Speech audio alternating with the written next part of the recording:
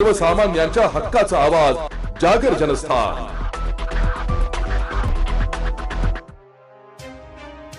धुळे शहरात वाढत्या गुन्हेगारी सोबतच चोरीचे प्रमाण तितकेच वाढले। गेल्या महिनाभरापासून शहराच्या अनेक ठिकाणी चोरीचे प्रमाण वाढले असून साक्री रोड भागातील उत्कर्ष कॉलनी परिसरात सामाजिक कार्यकर्त्या रंजना इंगळे यांच्या घरी चोरट्यांनी डल्ला मारलाय। मिळालेल्या माहितीनुसार अंदाजे 60 ते 70 हजार रोकड, कॅश व सोन्याचे दागिने असे चोरून नेले।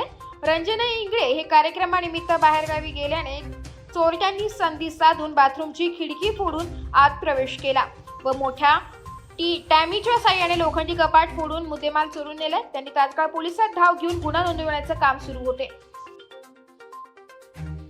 माझे नाव रंजना रमेश शिंगडे, राहणार उत्कर्ष कॉलनी, समर्थनगर, साक्री रोड, धुळे। आम्ही गुरुवारपासून गावाला गेलेलो होतो, 4 दिवसापासून। मग आता आम्ही 7:30 ला आलो, वारसा पिंपळनेरला गेलेलो होतो, तिथून आता आलो। दरवाजा लावलेला होता, मग समोरची खिडकी होती, दरवाजाची जाळी। तर मग माझ्या मुलगाने दरवाजा उघडला, मम्मी म्हणे आपली खिडकीची जाळी वर आहे म्हणे। मला वाटलं मांजर घुसून गेले असेल भाऊ, म्हटलं जाऊ दे, मग जाळी लाव म्हटलं। जाळी लावायला आलं तेव्हा मधल्या घरात पाहिलं तर कपाटाचं कुलूप तुटलेलं, हे सगळं सामान अस्ताव्यस्त सगळं। मग ते आम्हाला समजलं की चोरी झाली आपल्या घरामध्ये।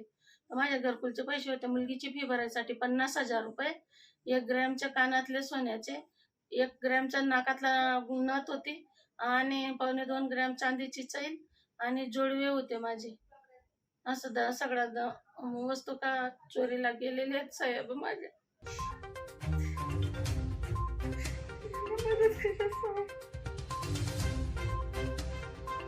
जागर जनस्थानसाठी प्रतिनिधी रूपक बिरारी, धुळे।